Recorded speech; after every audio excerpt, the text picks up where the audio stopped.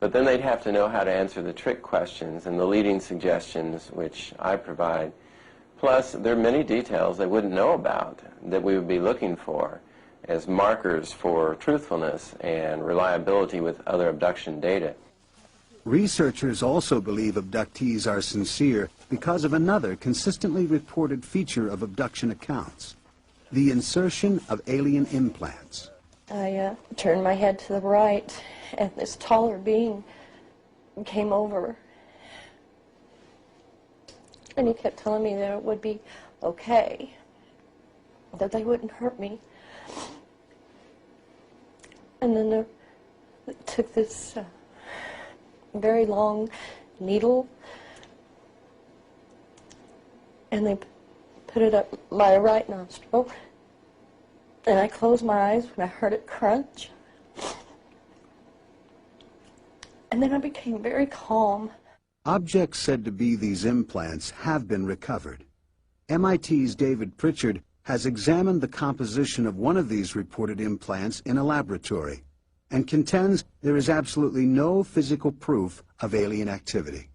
If we don't find physical evidence, and we haven't, then we have to lump this in the category of fairies, elves, near-death experiences people report, or we're going to be back to the days of the medicine men running our society. With the help of hypnosis, Dan's anxiety subsided and he returned to work. But what once seemed out of this world has now become a part of his life. If this is some sort of mental thing that's happening to people, then why aren't they out, why aren't the scientists or the doctors or whatever trying to find a cure? Quite impressive video there, huh? This video, some of you might have seen it. It's aired over the years. It's from A&E.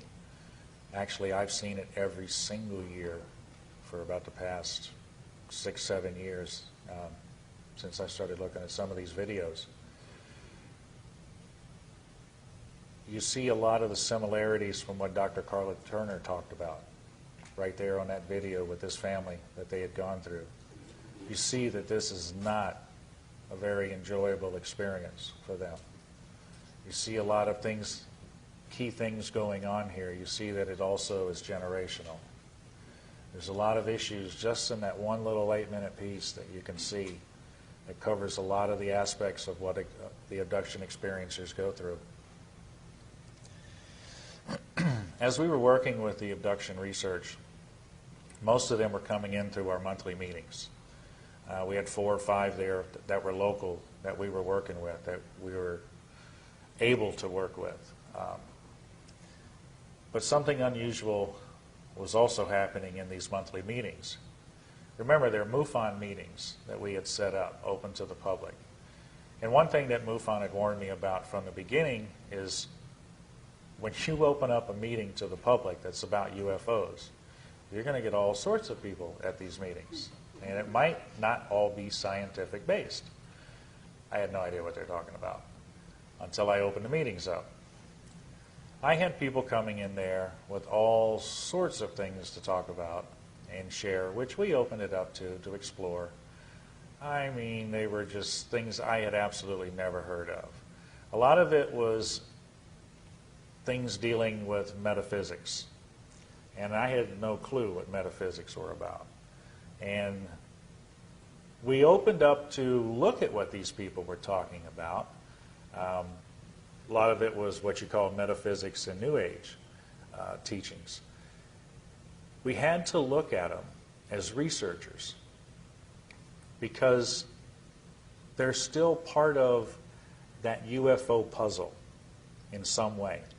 Okay? If you're going to look for the answer to this UFO picture and what is the picture, you got to bring all those pieces to the puzzle to the table to get the final picture. Okay? You can't leave pieces out. Now, MUFON might not have been prepared to deal with those pieces, but it doesn't mean they should be excluded. Okay? So, as an objective researcher and an open-minded researcher at the time, I said, let's look at all of it. So we started looking at these ideas that the people that were coming to the meetings had dealing with the New Age and the metaphysics. There seemed to be a spiritual connection there to the UFO phenomenon. And if you're only looking at it from a scientific point of view, you don't catch that. You have to step back and look at it a lot bigger.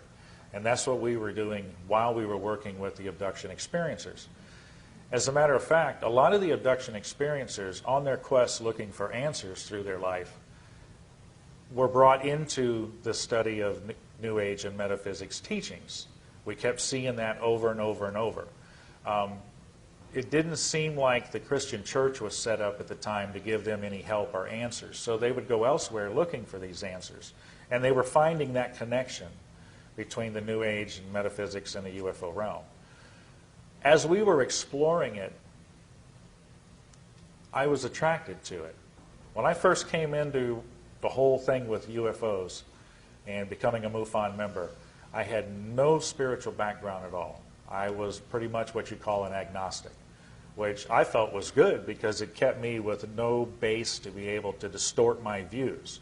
So my whole beginning into all of this with the work with MUFON and sighting investigations, I was absolutely had a clean slate, no belief system that was affecting it. I could look at this scientifically.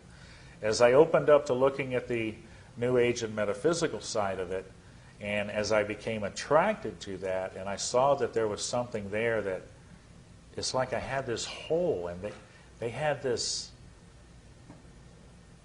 thing that could fill that hole. You ever had that hole, you know that something's missing in your life? Well, here they had this something that they were offering. And it was a form of spirituality, and it was connected to what I was studying. So over the next couple of years, I went on that quest of enlightenment that these people go through and continue on in their life.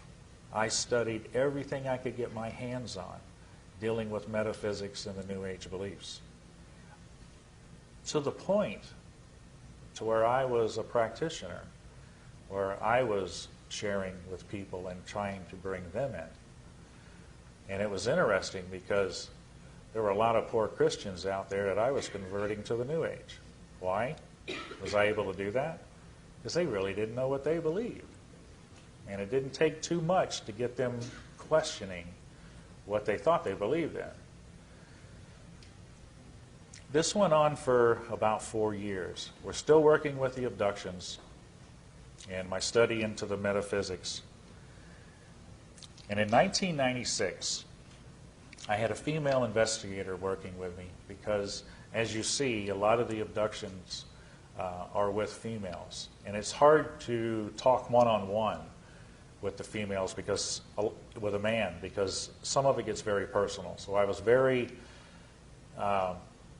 lucky to have, at the time, a girlfriend that would come on board and work with me and actually work with the female abduction experiencers. And then we'd compile notes and we'd be able to work like that. In 1996, fall of 96, we had a lot of things going on that were really tying up our time and keeping us busy. But there was a couple cases that we were working on that had a very, very dark effect on us dealing with these two cases. We couldn't put our finger on it, but something wasn't right. When we were dealing with the experiencers in their case, there was a serious oppression at it. It was just like, oh man, what is this? You know, and what's affecting us here? Well, my girlfriend at the time was a Christian, and she didn't quite put all this together yet, but she was helping us in the abduction area. And she pulled me aside one day and she says, you know,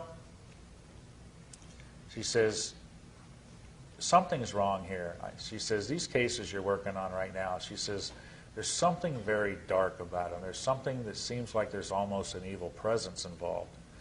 And of course, me and my New Age thinking said, you know, evil's just a perception you have of this. There's really no evil. You know, it's all relative, you know. And she says, no.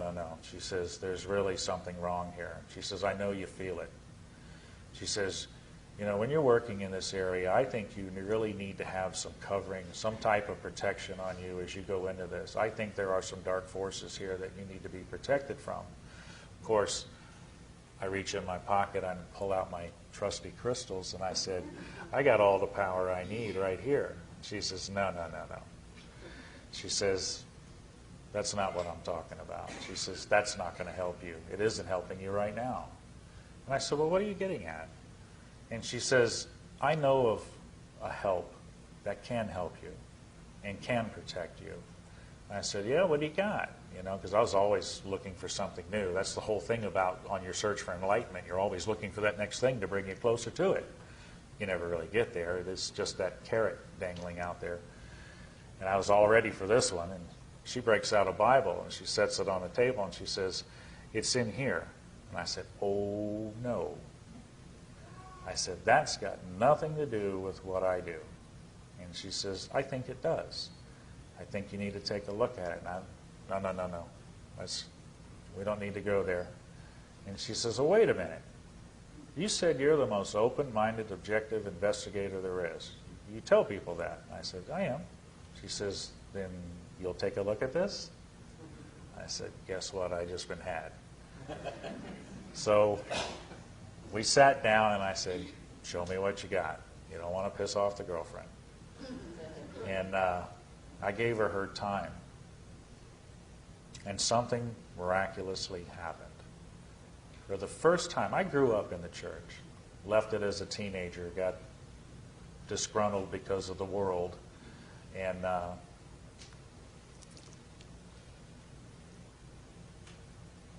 but I knew, I'd heard the word before. I'd heard God's word growing up. Just put it away for 30 years. And she shared with me the gospel message out of the Bible. And it's like I had never heard it before. It's like blinders were taken off my eyes and earplugs were pulled out of my ears. All of a sudden, it made absolute perfect sense. And she showed me that there was a protection in there that I could have that was over everything that there is. And I said, you know what? I want that. So in 1996, in November, I became a Christian. I gave my life to Jesus Christ. I didn't know what I was. I mean, I'd been an agnostic, I'd been New Age. As an investigator, I'm asking, okay, what's a Christian? What am I now? Help me study this so I can find out what I am, what I have. So in December, that next month, I had 2 weeks off from work. We shut down the plant in the middle of December for 2 weeks, 1 week in the summer. And one of my other investigators, who was a Christian also, one of my founders of CE4, my partner Wes Clark at the time, he says, you know, I got a friend that's got this really powerful video Bible study course. He says, I think we can get him to sit down with us and we can view it. It'll probably take the whole 2 weeks doing a video a night. So in December, we set it up to go to this fellow's house, play these videos. And one night by one night by one night, we were going through it and learning Bible study. This was an absolutely intense course. I mean, I was getting more information in those 2 weeks sitting through a video a night than I could get in 50 years of sitting in Sunday school. So this is what I needed as an investigator. I wanted to know now, and I wanted to know as much as possible. So it was a great course that we went through. One night, we were sitting there in this fellow's house listening to this guy doing the talk on the video, and something happened. We're all comfortable, and then he starts bringing up the topic of that he's going to say for that night, and it happened to be something called spiritual warfare. I went, whoa, what is spiritual warfare? That sounds cool. That's a really neat thing to talk about. Let's hear more about it. Never heard of that term before. Well, as he gets into it, he brings up this verse out of Ephesians. For we wrestle not, hear that word? Against flesh and blood, but against principalities, against powers, against the rulers of the darkness of this world, against spiritual wickedness in high places. And there's another translation. That's from King James Version. There's another translation at the bottom. For our struggle is not against human opponents, but against rulers, authorities, cosmic powers in the darkness around